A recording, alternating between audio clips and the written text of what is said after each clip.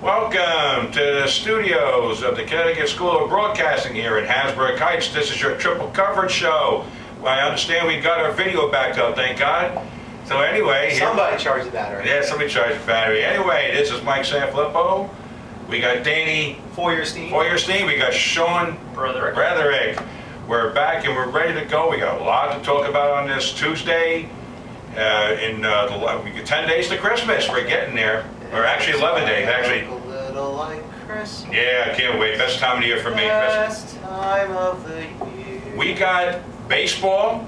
The hot stove has just heated up to boiling point. Someone got an early Christmas present down in the city of brotherly love. Right, and then of course we got a lot of football to talk about. We're gonna just throw the college I'm football gonna have to aside. hold on to that for a little bit longer, Dan. this baby's gonna come out and it's gonna be very, very strong. We're going to throw the college football away for a week. We got a lot to talk about. That first bowl game isn't until another 4 or 5 days, so we can kind of like touch on that. We can talk about that on a Thursday show. Yeah. Yes. Anyway, of course, the big news right now is Cliff Lee spurning the Yankees, spurning the Rangers, and even to a point the Angels. Although I really understand the Angels dropped out before this even happened. Big news last night. I'm watching the end of the football games last night, and all of a sudden it flashes across the screen. Cliff Lee signs with the Phillies at a lot less guaranteed money than would have gotten from either the Yankees or the Angels. This one came out of left field for me, if you want to pardon the pun.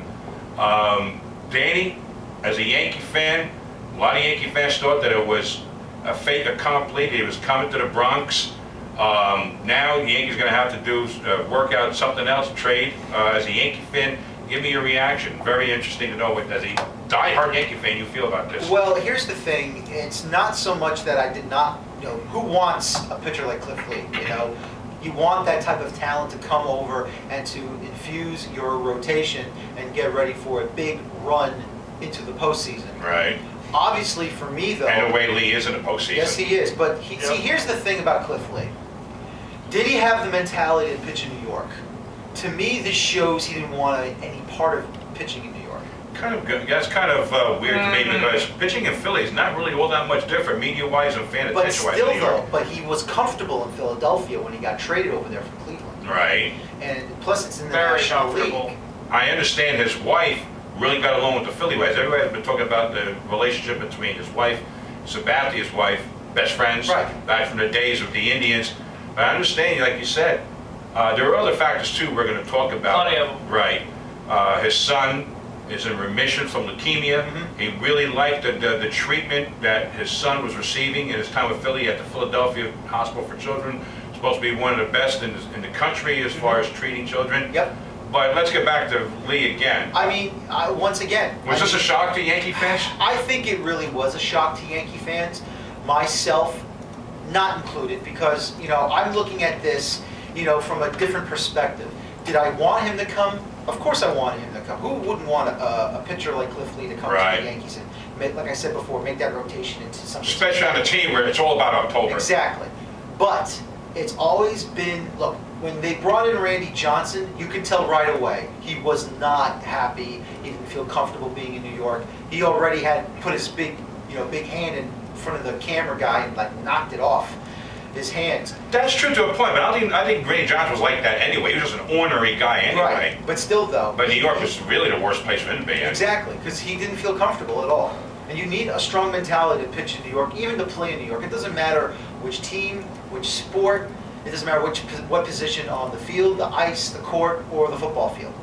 You need a strong, healthy mentality. You gotta be mentally tough. You gotta be mentally tough, and if you're not mentally tough, then you shouldn't have come in the first place. This team has got probably one of the best pitching rotations I've ever seen. If you want to look at it down the line, Holiday, then Lee, then Oswald, and then Amos. I give them the National League Championship right now. I would give them the World Series right now. Well, we'll see who their opponent is. But We'll see who their opponent is. there are a lot of teams out there. World Series, anything can happen. They have to play. They have the team. Anything can happen in a 162 game season. They lose Worth, but Donald Brown steps in. Listen now, Dominic Brown. Dominic Brown. Now, the first thing that comes to my mind when I see Cliff Lee has signed back with the Phillies, the first thing that comes to my mind at first glance is, as a Met fan, personally for me, okay? This is personally for me. There is only one thing that is worse than selling out to the dollar AKA signing with the Yankees. Right. If you were a big name player, such as a Cliff Lee, accept it. And that is selling out, AKA signing with the Philadelphia Phillies. Well, if you're a Met fan, what the Phillies are to you now, what the Yankees are to the Red Sox, they're the new evil empire. I honestly believe that the Phillies, much like the Yankees, are at least the worst hated team in the National League. At Maybe. least. I think the Mets still have that because of the problems. Why they have so? with the team. But Phillies, I mean, I didn't see this one There's coming. nothing to hate. There's nothing to hate about the Mets anymore. No one saw this coming. The people have gotten what they wanted. The Mets have faltered, and that's it. Yeah. That should be the end of it right there. I still thought that Texas had a chance, but I read up until Yeah. yesterday. I still thought that I was going to see across the bottom of my screen while watching the MLB Network, Lee agrees to sign with the Yankees. I thought that was still going to happen. How many years and how much money again is that contract from Philadelphia? 120 40 over million. 5. Well, 120 over 5.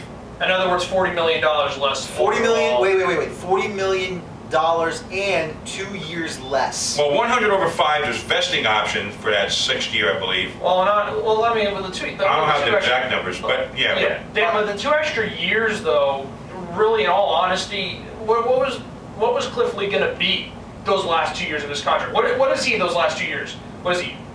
30.